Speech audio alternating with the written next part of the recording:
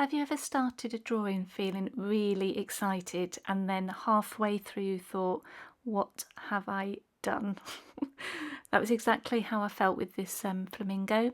When I first chose this piece, I was really drawn to the elegance of the bird, the beautiful colours, the feather shapes, and the challenge of creating something a little more complicated. I could imagine how beautiful it might look once I'd finished it. But once I started working on it, I quickly realised that this was not going to be a simple, straightforward drawing. There were so many colour shifts. There were pinks, oranges, creams, peach tones, greys, purples, warm shadows, cool shadows, and all these soft transitions across the feathers. It was one of those pieces where the more I looked, the more I saw. And honestly, I went through every mindset stage possible with this drawing. I went through the excitement, the doubt, the overwhelm, the messy middle, the frustration, problem solving. Then I went into flow, then overthinking, and then finally the reflection of it. But what this flamingo really reminded me is that this is where growth happens. Not when the drawing feels easy, not when everything goes perfectly, and not when we already know exactly what to do. Growth really happens when we meet a challenge and we learn how to stay with it. And that is what I want this video to be about. Not just the stages we go through when creating art, but how each stage can help us become better artists. We can grow, we can be curious, our eyes can be trained, our hand can become steadier, our decisions can become more confident, and every drawing, even the difficult ones, can teach us something. So the first stage we go to generally is we're gathering inspiration, and this is the lovely part. This is where, something draws us in. With this flamingo, it was the colour. It was the elegance and the challenge. There was something about the softness of the feathers and the shape of the bird that really made me want to try it. But even at the beginning, that little doubtful voice can appear. What if this is too hard? What if I choose the wrong colours? What if I can't capture it properly?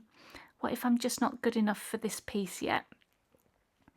So when we're thinking that, our inner critic comes up and saying this is too difficult, so maybe I shouldn't try. But if we are a little bit more curious, we can say to ourselves, this is difficult. However, it might teach me something. It's such an important shift when we hear our inner critic pipe up. We just need to ensure that that curious voice inside instead helps us along, letting us know that we're going to learn something from this. Because we don't only choose drawings to prove that we can already do, we choose them because they stretch us. They ask us something new from us. They help us practice seeing, layering, correcting, and problem solving all in a deeper way. So at this stage, instead of asking, can I do this perfectly? I think a better question might be, what could this really help me learn? What can I practice? For this flamingo, I knew it could teach me about colour, softness, feather shapes, patience, and trusting the process. When we move on to the second stage, which is like the observational stage, I guess, this is where we slow down and we really study the reference. And with animal pastel art, it's such a big part of the learning. We're not just drawing a flamingo, we're looking at the shapes and those values, etc. And at first glance, we might think it's a pink bird. But when we look properly, it's not just pink at all. There are those warmer coral tones, peachy areas, pale creams, deeper oranges, those greys, purples, and also that sort of reflected light as well. It can feel overwhelming when we're at this stage because we're looking at everything, we're observing everything. And again, the inner critic might sound like, I don't know what I'm looking at. There's just too many colours. I can't tell where the shadows begin. This is just more complicated than I thought. But I should be able to see this by now. But again, if we allow our curious voice to step in and be helpful, because confusion does not mean we're failing. Confusion often means that the eye's learning, it's learning to see more. So when you're starting out as a beginner, we often sort of see the labels, so flamingo, dog, cat, fur, feather, eye. But as we grow, we begin to see like artists. We start to notice the value, the colour, the direction, temperature, edges, relationships. That can feel harder at first because suddenly you're aware of more information. But that awareness is also progress. So instead of saying, I don't know what I'm doing, we can say, I'm learning how to see. And that's such a huge part of becoming an artist, to not be hard on ourselves at this stage. And every drawing that you do, you'll learn and you'll see and you'll observe something new to take away. So we've got the third stage, which I guess is the beginning stage. So that's when, the first marks go onto the paper. And this stage can feel quite vulnerable because suddenly the idea is real. The clean paper is no longer clean. We've started making decisions. So with pastel, those first layers can look quite odd. They can look a bit patchy, maybe a bit too bright, too flat, too dull, or nothing at all, obviously, like the finished animal. So again, with the flamingo, there were definitely moments where I questioned the colours. I wondered if some areas were too bright, if the head was standing out too much, were the shadows, were they strong enough, and whether it would all come together at all. And this is where the mind would often say, oh no, it looks wrong already, I've ruined it, this doesn't look like feathers, maybe I should start again, I knew this was too hard. I went through all of those questions. But the beginning of a drawing is not meant to be proof. It's a foundation. So those first layers are information. They are the start of the conversation between you, the paper, the pastels, and the subject. So if we grab onto our curious voice, our curious mind, it does not look finished yet because I'm still building it. That word yet, it's so powerful. It does not look soft yet. The values are not strong enough yet. The feathers are not clear yet. The form is not there yet. Yet leaves room for learning. And the fourth stage is the messy middle. We all love the messy middle. And this is the stage I really went through it with this flamingo. The messy middle is that uncomfortable part. We've all been there, where the excitement's fading, but the drawing doesn't yet look finished. It doesn't look finished enough to reassure us yet. So you have to put time into it. You care about it. You don't want to ruin it, but it still does not look how you imagined. With the flamingo, I felt like I was moving around the whole piece, trying to understand the colours, the feathers, the shadows, the softness. I wasn't working in a perfectly neat section by section way. I was responding to the piece as I went. And that brought up thoughts like, should I be more organised? Am I making this harder for myself? Have I lost control of it? Does this look messy? Will this ever come together? And it can be a part where artists may want to give up. But the messy middle is not the end. It is feedback. It's the drawing telling us what it needs next, basically. So maybe it needs stronger darks. Maybe the lights need protecting. Maybe the edges are too harsh. Maybe the colours need unifying. Maybe the feather groups need simplifying. That's one that I had to keep saying to myself. I was just getting lost in the feathers at one point. And maybe, we need to step away and return with fresh eyes. And I did that on several occasions with this because it's so true.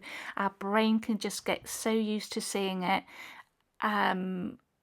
It just then goes into one big blur, and it's best just to step away. I stepped away from the flamingo, left it for a few days, went back to it, and you just pick up, you can see where, those little tweaks need to go.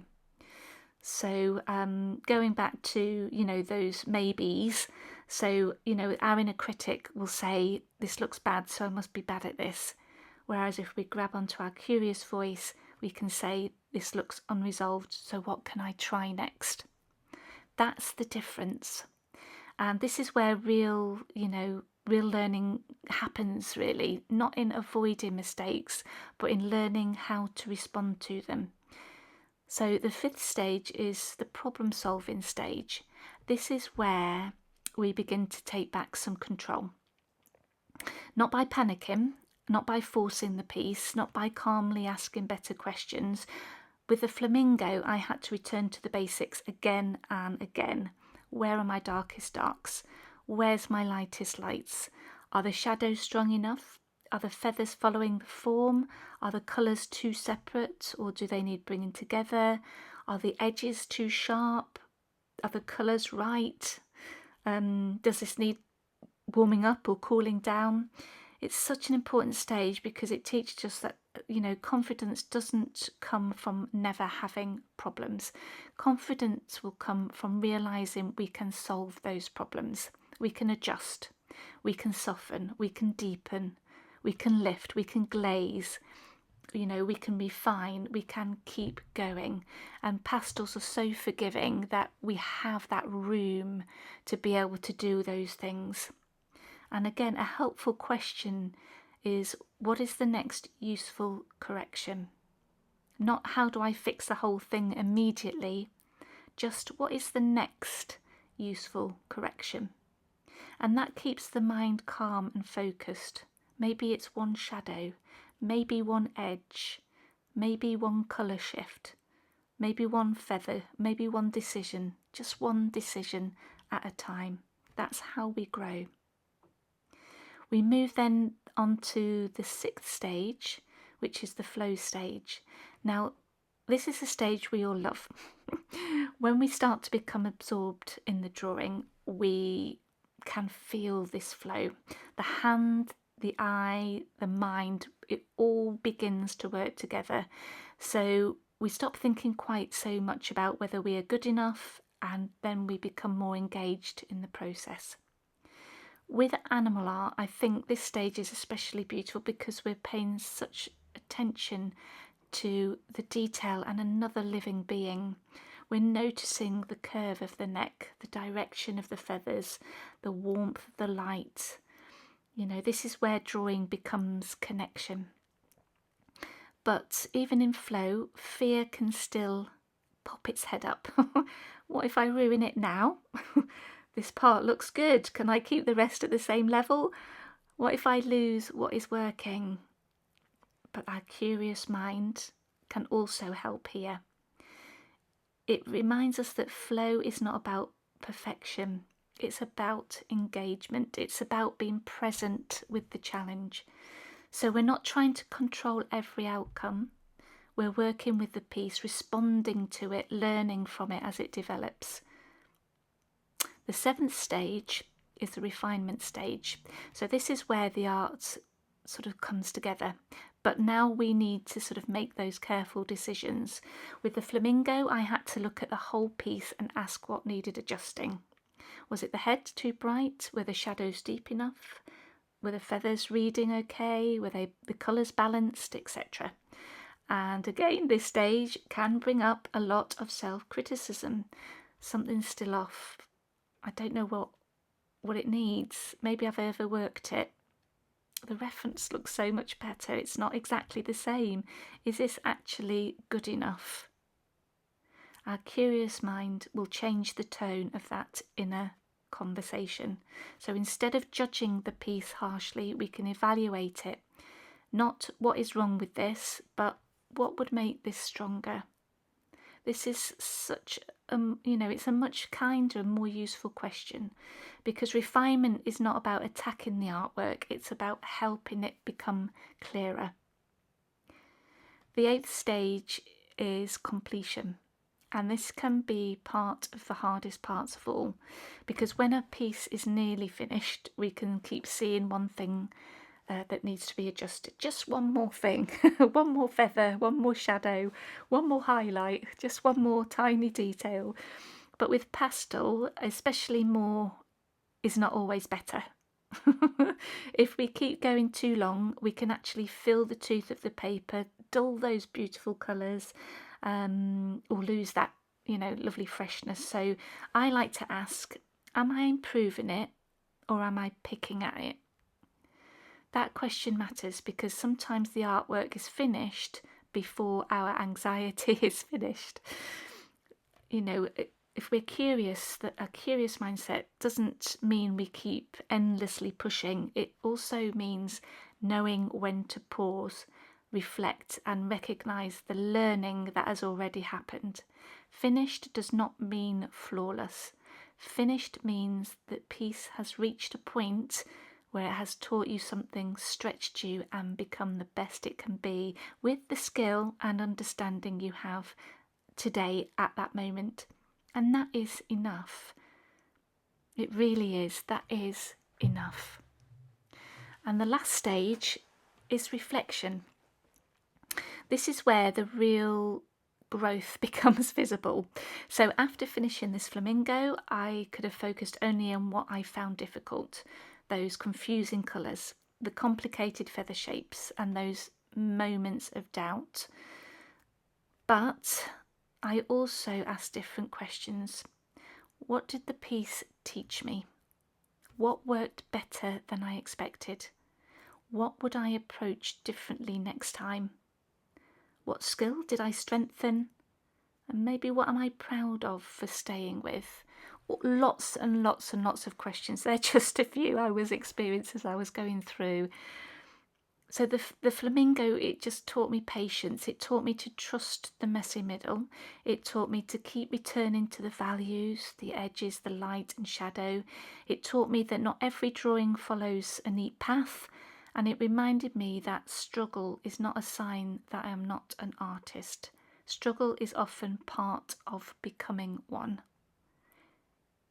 So if you are working on a drawing right now and you feel lost, frustrated, or unsure, please know this. That feeling is normal. It doesn't mean you're not talented. It doesn't mean the piece is ruined. It doesn't mean you should give up. It may simply mean you are learning. And learning often feels uncomfortable before it feels comfortable. Every difficult drawing gives you something. It either trains your eye, strengthens your patience, teaches your hand, deepens your understanding, and it can help us become more resilient too. So the next time your drawing reaches that awkward stage, try not to see it as proof that you can't do it. See it as part of the process. Pause, look again, ask what the piece needs next. And most of all, maybe it just needs you to stay with it. Not perfectly, not without doubt, not with all the answers, just with curiosity, patience, and the willingness to learn. Because creating art is not about proving you are already good enough. It's about becoming more skilled, more observant, more confident, and more connected through practice. And with every piece, every challenge, every awkward middle, and every tiny breakthrough, you're not just creating an artwork, you are becoming the artist you are learning to be. So I hope you enjoyed it. Have you any questions, please do, message me. I'll be happy to help where I can, and I'll look forward to seeing you on the next tutorial.